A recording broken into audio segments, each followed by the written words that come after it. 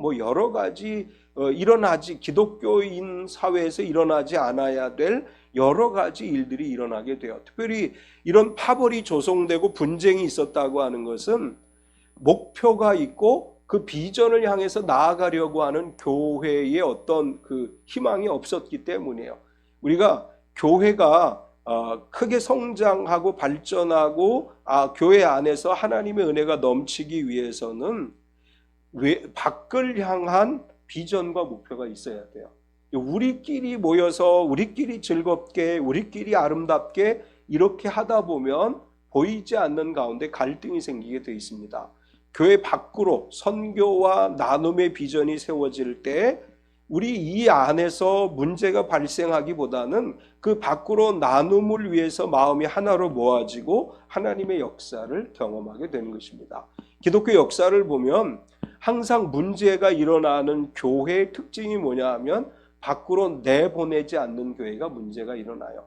이제 우리 이 중국의 기독교 역사를 보면 중국에 굉장히 큰 기독교 부흥운동이 일어났습니다. 뭐 우리나라와는 비교도 되지 않을 정도로 엄청난 부흥의 역사가 일어났는데 이 부흥의 역사가 일어났음에도 불구하고 중국이 공산화가 되고 교회가 몰락하게 된 원인은 놀라운 성령의 역사가 일어나고 부흥의 역사가 일어났는데 그 교회 안에 가두어졌다고 하는 거예요. 그러니까 교회 밖을 향해서 선교를 하고 더 많은 일들을 이루어야 되는데 교회 내부 그 안에서 모여서 계속해서 무언가를 하다 보니까 갈등이 일어나고 분쟁이 일어나고 그래서 결국은 중국의 교회들이 무너지게 돼요. 그리고 기독교의 본질을 유지하지 못하게 돼요. 그러니까 정통 기독교와는 조금 다른 형태의 기독교로 발전하게 돼요. 그래서 중국 기독교가 결국 이제 몰락하게 되고 좀 공산주의가 이제 지배하게 되고 이런 과정을 겪게 됐습니다. 우리의 삶도 우리 한국 교회는 그래도 감사한 게 우리나라 교회들은 세계 선교에 대한 비전을 가지고 지금 사실은 가장 많은 선교를 하는 나라 중에 하나예요. 나라의 규모로 보면 작은 나라이지만 세계 선교를 향해서 가장 많은 일을 하는 교회가 한국 교회입니다. 그래서 사실 한국 교회가 굉장한 성장을 이룰 수 있었고 오늘까지 이 한국 교회가 하나님의 역사 가운데 쓰임 받을 수 있었습니다. 우리 개인의 신앙생활도 마찬가지예요. 우리 가정 또 나 이렇게 중심이 돼서 우리 가정과 나만을 위한 이런 신앙생활을 하면 하나님이 더 많은 것을 주실 수 없어요. 밖을 향한 목표와 비전을 세우고 그것을 향해서 나아갈 때 하나님의 두 가지 법칙이 있어요. 성경적 축복 수학 공식이 있고 마이너스 공식이 있어요. 성경적 축복 공식이 적용되어지는 신앙의 삶이 되시기 바랍니다. 내 삶에 난 늘 마이너스야 이렇게 생각하시는 분은 돌아봐야 돼요. 내가 무언가 외부를 향해서 나누고 베풀매 대해 소홀했기 때문에 난 늘 마이너스 인생을 살고 있는 거다. 내가 소득은 적어도 늘 풍요롭다고 하는 거. 하나님의 성경적 축복 공식이 적용되어진다면 나는 적은 소득을 가지고도 풍요로움을 누릴 수 있어요. 이 법칙이 뭐예요? 잠언에 그렇게 얘기하고 있죠. 쓰고 나누고 베풀면 더 풍성해진다. 이것이 바로 성경적 법칙입니다. 안디옥 교회는 그런 의미에서 선교 지향적인 교회였고 외향적인 목표를 가지고 있기 때문에 하나님의 축복의 수학 공식이 적용된 교회라고 할 수 있습니다. 예루살렘 교회를 향해서 구제 헌금을 보냈고 세계 선교의 첫 발을 내딛게 했습니다. 우리 참빛교회가 마이너스 공식이 적용되어지는 교회가 아니고 축복의 공식이 적용되어지는 교회가 될 줄 믿습니다. 우리 성도들의 삶도 그런 삶이 되시기를 축원합니다. 안디옥 교회가 파송한 최초의 선교사인 바나바와 사울이 처음으로 선교를 시작하는 이야기가 오늘 4절부터 기록되어져 있는데 이 두 분이 첫 번째로 선택한 선교지는 구브로였지요. 오늘 첫 선교지 구브로라고 하는 제목으로 말씀을 나누려고 하는데 첫 번째는 성령의 보내심을 받았습니다. 4절을 보면 두 사람이 성령의 보내심을 받아 실루기아에 내려가 거기서 배 타고 구브로로 가서 구브로로 간 것은 사울과 바나바가 둘이 머리를 맞대고 야 우리 어디로 선교하러 갈까 그렇게 하고 이제 지도를 갖다 펴놓고 여기로 가자 이렇게 해서 구브로 간 것이 아니고 성령이 보내셨다 이렇게 표현을 했어요. 성령이 바나바와 사울을 구브로로 보내셨어요. 이제 그 앞절 지난주에 우리가 살펴본 2절과 3절을 보면 주를 섬겨 금식할 때 성령이 이르시되 내가 불러 시키는 일을 위하여 바나바와 사울을 따로 세우라 하시니 이에 금식하며 기도하고 두 사람에게 안수하여 보내니라. 결국 이 첫 선교는 성령이 주관하셨고 성령의 인도함을 받는 안디옥 교회가 선교사를 파송하기로 결정해서 선교사를 파송해서 보냈고 선교사들은 성령의 인도하심을 받아서 구브로로 갔어요. 성령의 인도하심에 따라 구브로로 가서 성령이 원하시는 복음을 전했다. 이렇게 이제 전하고 있습니다. 우리가 교회에서 어떤 일을 하려고 할 때 제일 중요한 것은 성령의 인도를 받는 거예요. 다수결에 의해서 교회의 일이 결정되기보다는 성령에 의해서 일이 결정되어질 때 그 일들을 통해서 하나님의 놀라운 역사가 일어날 수 있습니다. 안디옥 교회의 특징이라면 성령에 의해서 사람을 세우고 성령에 의해서 선교사를 파송하고 성령에 의해서 구브로로 갔어요. 안디옥 교회와 반대되는 상황은 우리가 어디서 볼 수 있느냐 하면 광야 이스라엘에서 볼 수 있죠. 이스라엘 백성들이 광야 생활을 하는 중에 불만을 갖기 시작해요. 그래서 수많은 사람들이 모세를 향해서 손가락질을 하고 모세를 향해 돌을 던지려고 해요. 많은 사람들이 뜻을 모아서 저지른 잘못이 뭐냐 하면 모세가 호렙산에 올라가서 40일 금식하면서 하나님 앞에 십계명을 받고 율법을 받고 성막에 가는 것을 받을 때 밑에 있던 많은 사람들이 결의를 하지요. 우리를 인도해낸 신을 보여주라. 그래서 아론이 거기다 뭘 만들어요? 금송아지를 만들잖아요. 많은 사람이 원했어요. 그래서 얼마나 즐겁게 축제를 했는지 몰라요. 모세가 하나님의 산에서 하나님의 계시를 받고 있을 때 그 밑에 있던 사람들은 힘을 모아서 우상숭배 축제를 열었어요. 하나님은 다수가 원하는 것을 따르는 것보다는 성령이 원하시는 대로 살아가기를 원합니다. 물론 우리가 어떤 결정을 할 때 다수결을 따라갈 수밖에 없지만 이 다수결의 결정을 할 때도 반드시 성령의 인도하심이 있어야 돼요. 성령이 인도하시지 않은 가운데 사람들이 무엇을 원하는가를 찾다가 보면 하나님이 기뻐하시는 일을 할 수 없습니다. 이제 안디옥 교회는 어쩌면 선교를 반대하는 사람들도 있을 수 있었어요. 이제 우리 현대 교회로 적용을 해보면 안디옥 교회 성도 중에는 이렇게 얘기하는 사람도 있었을 거예요.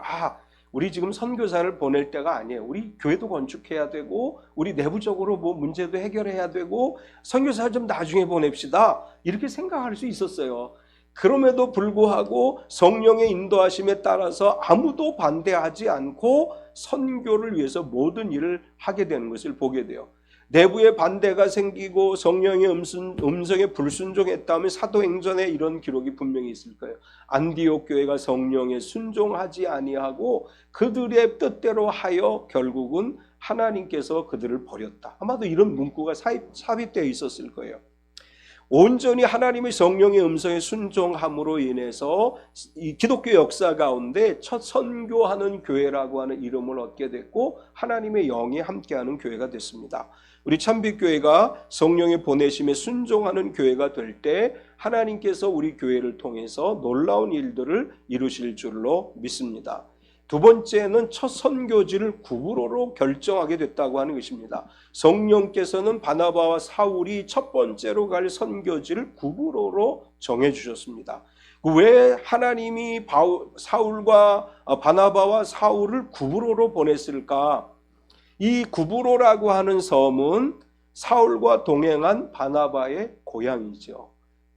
바나바의 고향, 사도행전 4장 36절에 구브로에서 난 레위족 사람이 있으니 이름은 요셉이라 사도들이 일컬어 바나바라 번역하면 위로의 아들이라 하니 이 구브로는 바나바의 고향이에요. 또 이 안디옥 교회의 구성원 중 일부가 이곳 출신이었다라고 기록을 해요. 사도행전 11장 20절을 보면 그 중에 구브로와 구레네 몇 사람이 안디옥에 이르러 헬라인에게도 말하여 주 예수를 전파하니, 이제 왜 성령께서 다른 곳도 아니고 구브로로 가라고 하셨을까? 두 가지, 이제 이 두 가지 상황이 여기서 우린 연상돼요. 바나바라고 하는 훌륭한 믿음의 사람의 고향이 구브로였고, 안디옥 교회에서 이 구브로 사람들이 참여해서 이 교회가 세워졌고, 그래서 하나님은 이 구브로라고 하는 섬으로 바나바와 사울을 보내서 복음을 전하게 했습니다. 이제 이 상황을 우리는 어떻게 이해할 수 있느냐 하면, 바나바라고 하는 믿음의 사람을 하나님이 귀히 여기셨다. 그리고 구브로에서 온 안디옥 교회 성도들의 열정을 하나님이 받으시고, 그들의 가족, 그들의 고향이잖아요. 그 고향을 축복하시기 위해서 그곳으로 복음을 전하러 가라고 하셨다. 이렇게 해석할 수 있습니다. 우리 하나님께서 우리의 믿음을 보시고 나 때문에 우리 가족이 구원을 받게 되고, 나 때문에 우리 집안이 구원을 받게 되고, 나 때문에 우리의 고향이 복을 받게 되는 역사가 일어날 줄 믿습니다. 하나님께서는 한 사람을 들어서 그 사람 때문에 복을 주시는 분이에요.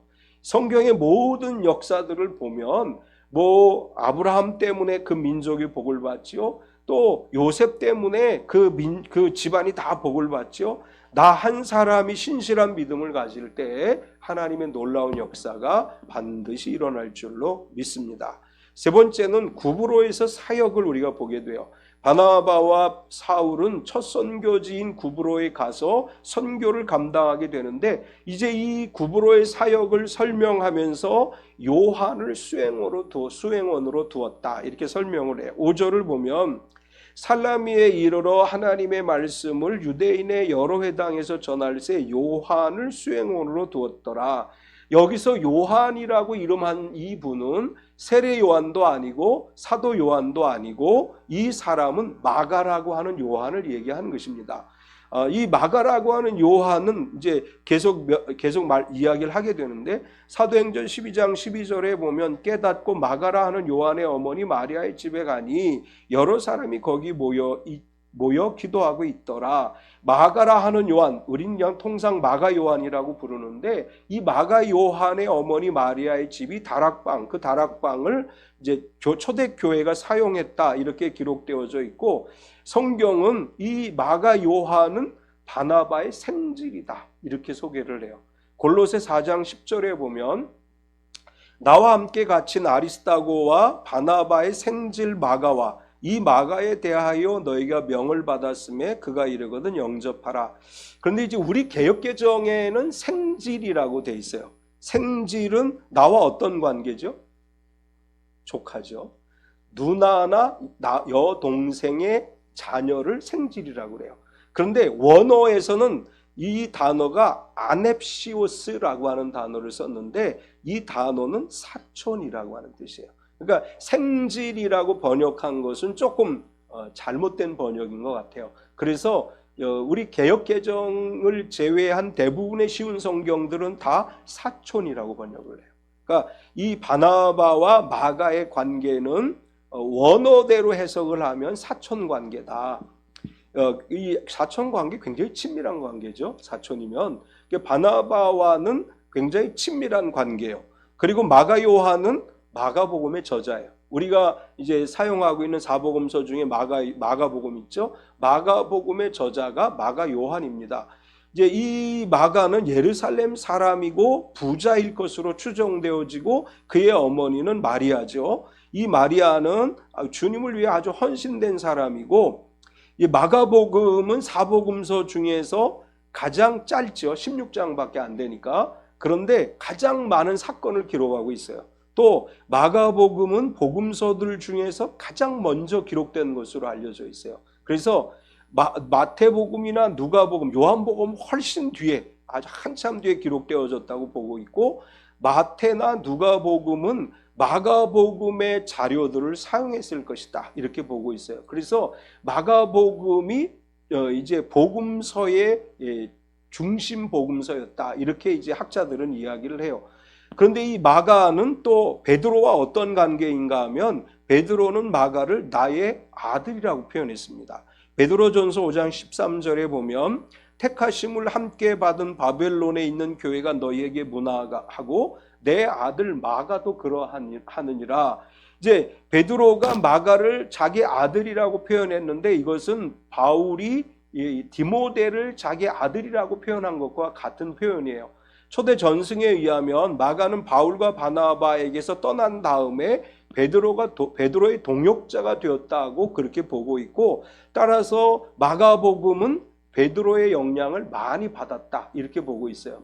베드로로부터 이제 많은 가르침을 받은 마가가 마가복음을 썼기 때문에 이제 베드로의 영향을 많이 받았다 이렇게 이제 보고 있습니다. 바나바와 사울은 이 마가 요한을 데리고 떠났는데 바나바와 사울은 사역의 중심적인 역할을 했고 이 요한은 이제 바나바와 사울을 돕는 일을 했던 것으로 보여져요. 그런데 실제로 사역을 하는 사람보다 돕는 사람이 더 힘들죠. 우리 지금 이 박성호 집사님이 이제 PPT 인턴을 끝내고 이제 본격적으로 PPT를 하는데 이게 여러분이 쉬운 게 아니에요. 나는 그냥 설교만 하면 되지만 저분은 나한테 맞춰서 막 넘겨야 돼요. 그게 얼마나 힘들어. 원래 사역을 하는 사람보다 돕는 사람들이 더 힘든 거예요. 그게 요한이 너무 힘들어가지고 중간에 도망가요. 오늘 13절에 보면 다음 주에 볼 건데 바울과 및 동행하는 사람들이 바보에서 배 타고 밤빌리아에 있는 버가 이름에 요한은 그들에게서 떠나 예루살렘으로 돌아가고 열심히 수종 들다가 아이고 나 못해 먹겠어 그리고 예루살렘으로 돌아갔어요. 나중에 2차 선교 여행을 떠날 때는 바울과 바나바가 요한의 문제를 가지고 마가의 문제를 가지고 갈라서요. 바나바는 데리고 가자. 자기 사촌이니까 데리고 가자. 바울은 1차 선교 여행 밤빌리아에서 우리를 두고 떠난 요한을 데리고 갈 수 없다. 이렇게 해가지고 둘이 대판 싸우고 바나바는 요한을 데리고 떠나고 바울은 신라를 데리고 떠나요. 어쨌거나 얼마나 힘들었으면 뒤치다거리 하는 게 얼마나 힘들었으면 1차 선교 여행 중에 처음에 요한을 수행원으로 두었어요. 그리고 1차 선교 여행을 하면서 바뀐 것이 하나 있는데 사울의 이름이 바울로 바뀌어지게 돼요. 구절을 보면 바울이라고 하는 사울이 성령이 충만하여 그를 주목하고, 사실은 사울은 유대식 이름이고 바울은 헬라식 이름, 로마식 이름이다. 이제 이렇게 이야기를 하는데 이 사울이라고 불려졌던 시절은 예수님을 핍박하고 이제 회심을 하고 부름을 받아서 사역을 감당하기 시작할 때까지를 사울이라고 불렀고 본격적인 선교를 하면서 바울이라고 부르게 되죠. 물론 이제 선교 현장에 갔기 때문에 유대식 이름보다는 이제 로마식 이름을 사용해야 효율적이기 때문에 그런 측면도 있지만 내면적인 문제로 보면 이제 사울에서 바울이라고 하는 주 이름을 쓰면서 복음의 전달자로서 변화된 삶을 살았다. 우리가 이렇게 이야기할 수 있습니다. 바나바와 사울이 처음으로 도착한 구브로에서 바보라는 섬에 도착을 하게 되는데 여기서 바예수라 하는 유대인 거짓 선지자 마술사를 만나게 돼요. 이 6절을 보면 온 섬 가운데로 지나서 바보에 이르러 바예수라 하는 유대인 거짓 선지자인 마술사를 만나니, 바예수 무슨 뜻인지 알죠? 바라고 붙여지면 뭐라 그랬어요? 누구누구의 아들. 그래서 바예수 하면 예수의 아들이라고 하는 뜻이에요. 이제 이 사람은 마술사라고 기록을 해요. 근데 마술사라는 것은 마술이나 주술적인 행위로 치유를 하거나 어떤 영적인 행동을 하는 사람을 이야기해요. 우리나라로 친다면 무당이라든지 이런 것에 해당할 것 같아요. 이 바예수라고 하는 사람은 마술사이고 거짓 선지자로서 많은 사람들에게 마치 자신은 하늘의 계시를 받은 사람처럼 행동을 했고 주술적인 방법으로 사람들을 치료하는 것처럼 행동을 했던 사람인 것 같습니다. 근데 사실 유대인들은 유대주의 신앙을 가지고 있었기 때문에 어느 나라에 가든지 이런 행위를 하는 사람을 쉽게 수용하지 못했어요. 그런데도 불구하고 여기 바보섬에 있었던 사람들은 이 바 예수라고 하는 마술사를 수용했던 것은 많은 사람들이 그에게 미혹당했을 것이다, 이렇게 보고 있어요. 이제 우리나라에 있는 이단들도 사실은 정통 기독교 입장에서 보면 아유 저 이상한 소리 해라고 이야기하지만 거기에 미혹당한 사람들은 그게 진짜인 줄 알잖아요. 그렇듯이 아마도 유대인들도 이 바 예수의 어떤 이 거짓 선지자의 행동에 이 속아 넘어가서 미혹당했을 것으로 보고 있고, 이런 바 예수가 바울과 바나바가 복음 전하는 것을 방해했습니다.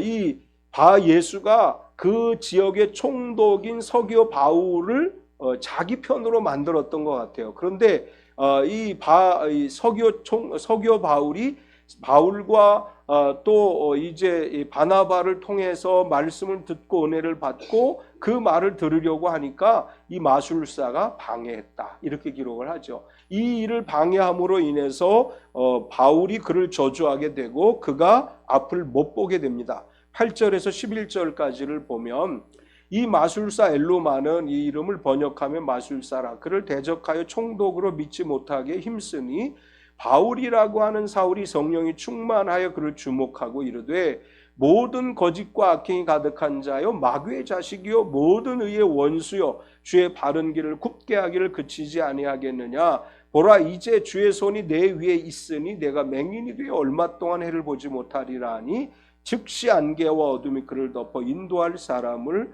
두루 구하는지라. 하나님의 사역을 방해하다가 이제 오전 예배에서 성령의 은사에 관한 이야기를 했는데 능력 행함의 은사를 통해서 그를 향해서 너는 앞을 보지 못할 것이다 바울이 선포했을 때 하나님이 그의 눈을 멀게 하셨다. 그래서 앞을 볼 수가 없었다. 이제 바 예수가 이 바울의 사역을 방해했지만 하나님은 구브로에 준비된 사람인 총독 서기오 바울을 만나게 하셨습니다. 7절을 보면 그가 총독 서기오 바울과 함께 있으니 서기오 바울은 지혜 있는 사람이라 바나바와 사울을 불러 하나님의 말씀을 듣고자 하더라. 서기오 바울이라고 하는 이 이름의 헬라어는 세르기오스 파울로스라고 하는 이름이에요. 이제 이거를 이제 히브리식으로 유대인식으로 이제 써놓고 이것을 이제 우리는 서기오 바울이라고 얘기하는데 세르기오스 파울로스라고 하는 이름이 원 이름입니다. 서기오 바울은 지혜 있는 사람이다 이렇게 소개를 했어요. 지혜 있다고 하는 말은 신중하고 지성적이고 자기 주관이 뚜렷하다. 아마도 이것은 총독으로서 통찰력을 가지고 그 지역 사람들에게 아주 선한 영향력을 끼쳤기 때문에 아마도 지혜로운 사람이라고 했을 것이다 이렇게 보고 있습니다. 한편으로 보면 이 사람은 종교적 열심이 있는 사람일 것으로 보여져요. 왜냐하면 바울이 오기 전에는 그 바예수에게 현혹됐던 사람이에요. 그러니까 종교적 열심이 있었기 때문에 그런데 쉽게 넘어갔던 것 같고 그럼에도 지혜로운 사람이기 때문에 바울의 전도를 듣고 바울이 전하는 복음을 받아들이게 됐다라고 하는 것입니다. 바울이 서기오 바울에게 복음을 전하는데 그것을 막으려고 했던 바 예수를 눈이 멀게 했고 그것으로 인해서 서기오 바울은 더욱더 이 바울의 이야기를 듣고 복음을 받아들이게 되죠. 하나님은 이제 이렇게 우리가 많이 얘기를 해요. 구브로에 예비되어진 서기오 바울이 만나게 하셨고 거기에서 열매를 거두게 하셨다 이렇게 해석을 합니다. 바예수라고 하는 마술사가 복음을 듣는 것을 방해하고 그로 인해 바울에 의해서 그가 볼 수 없게 되자 바울의 능력 전도를 보고 확실하게 믿게 됐습니다. 12절을 보면 이에 총독이 그렇게 된 것을 보고 믿으며 주의 가르치심을 놀랍게 여기니라. 하나님은 하나님의 선한 일을 위해서 늘 준비해 놓은 사람들이 있어요. 우리가 무엇을 하려고 할 때 걱정하지 않아도 되는 것은 하나님이 우리가 하려고 하는 하나님의 일을 위해 준비해 놓은 사람이 있기 때문입니다. 염려하지 말고 주님이 준비해 놓은 사람을 만나면 하나님의 은혜와 역사가 반드시 일어날 줄로 믿습니다. 우리가 하나님의 일을 위해서도 하나님이 준비한 사람들이 있지만 우리의 삶을 위해서도 하나님이 준비해 놓은 사람들이 있어요.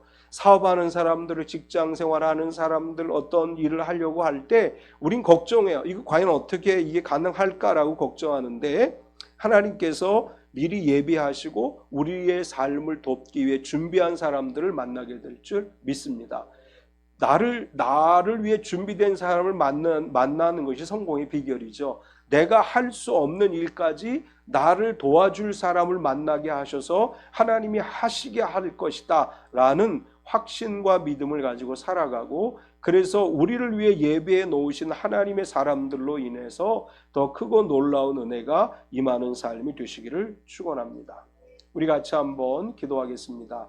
특별히 하나님의 참빛교회가 금년에 더 많은 나눔과 선교를 하게 하옵소서라고 기도하고, 또 하나는 올 한 해 우리를 위해 예비되어진 사람들을 만나게 해 주옵소서. 우리 사업에 관련되어서 나를 위해 준비된 사람, 우리 직장 안에서 내가 어려움 당할 때 나를 돕기 위해 준비된 사람, 삶의 현장에서 우리와 함께 나와 함께 일할 수 있는 준비된 사람들을 만나서 올 한 해가 형통한 한 해가 되게 하옵소서. 우리 같이 한번 통성으로 기도하겠습니다.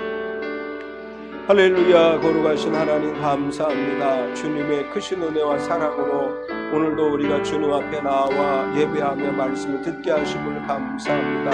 하나님 은혜가 우리 가운데 늘 채워지기를 원합니다. 사랑하는 하나님, 참빛교회가 더 많이 선교하고 더 많이 나누게 하셔서 우리가 선교와 나눔을 통해서 더 큰 하나님의 일들을 이루어가게 하시고, 우리가 하려고 하는 이 모든 일들을 통해 하나님의 선하고 아름다운 뜻이 이루어지고 하나님의 영광이 드러나게 하여 주시옵소서. 우리의 모든 삶 주님의 것입니다. 우리의 모든 삶 주님의 은혜입니다. 언제나 주님의 은혜와 주님의 사랑과 주의 권세로 모든 일들을 이루어가게 하시고 하나님의 선하고 아름다운 뜻을 이루므로 인해 사랑하는 참빛교회 모든 성도들의 삶에 하나님의 은혜와 복이 임하게 하여 주시옵소서. 사랑하는 하나님, 우리가 주의 일을 이루며 있어 좋은 사람들을 만나게 하여 주시옵소서. 우리를 위해 예비한 하나님의 사람들이 있는 줄로 믿습니다. 하나님, 우리를 위해 예비한 사람들을 어떠한 상황에서 어떤 경우에서라도 만나게 하셔서 하나님의 돕는 은혜를 더 믿게 하여 주시옵소서. 사업가들이 하나님이 예비하신 돕는 사람들을 만나게 하여 주시고, 직장생활 속에서도 좋은 돕는 사람들을 만나게 하여 주시고, 또 우리가 돕는 사람이 되게 하시고 우리의 삶에 늘 주님의 은혜가 가득히 채워지게 하셔서 하나님의 선하시고 아름다운 뜻을 이루어가는 복된 삶이 되게 하여 주시옵소서. 오 람마라마라마리아라 숄레수리아라마리아라 숄레수리아라마리아라 보리아라마라마리아라 숄레수리아라마리아라 숄레수리아라마리아라 요와라마라마라마리아라 숄레수리아라마리아라 숄레수리아라마리아라 숄레수리아라마리아라 요와라마라마라마리아라 숄레수리아라마리아라 숄레수리아라마리아라 숄레수리아라마리아라. 주님 역사하시옵소서. 우리 가운데 함께하여 주시옵소서. 오직 주님의 은혜를 더 듣고 사는 우리의 삶이 되게 하여 주시옵소서. 사랑하는 하나님 감사합니다. 오늘도 우리가 주님을 예배하게 하시고 주의 말씀을 듣게 하심을 감사합니다. 우리의 삶 가운데 늘 성령의 인도하심이 있게 하여 주시고 우리가 더 많이 나누고 선교하게 하시고, 또 우리가 무슨 일을 하려고 할 때 하나님이 예비해 놓은 사람들을 만나게 하셔서 우리의 삶을 통해 더 하나님의 풍성하신 은혜와 복이 임하게 하여 주시옵소서. 예수님의 이름으로 기도드리옵나이다. 아멘.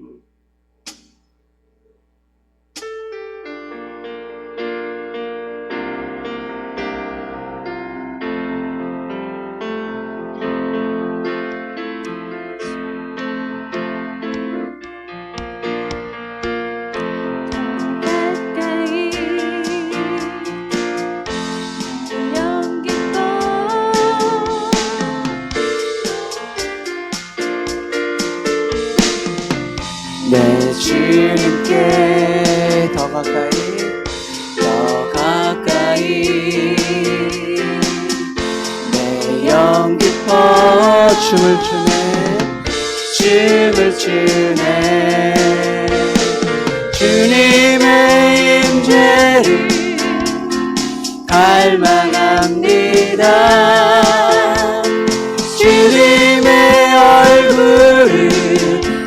내 영 사모합니다. 주님의 장막에 거하렵니다. 주님의 성소에 영원히 주님의 임재를 나는 갈망합니다. 주님의 임재를 갈망합니다. 주님의 얼굴을 내 영 사모합니다. 주님의 장막에 거하렵니다. 주님의 성소에 영원히 주님의 성소에 영원히 주님의 성소에 주님의 성소에 영원히 거합니다. 주님의 성소에 영원히.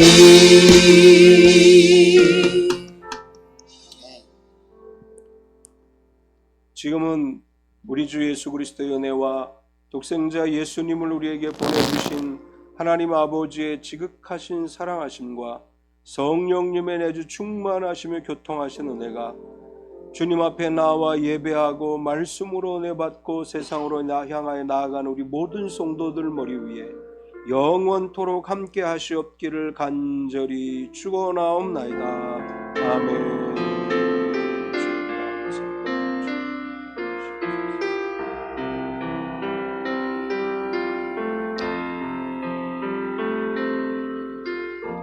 우리 하나님께 영광의 박수 올리겠습니다. 할렐루야. 주님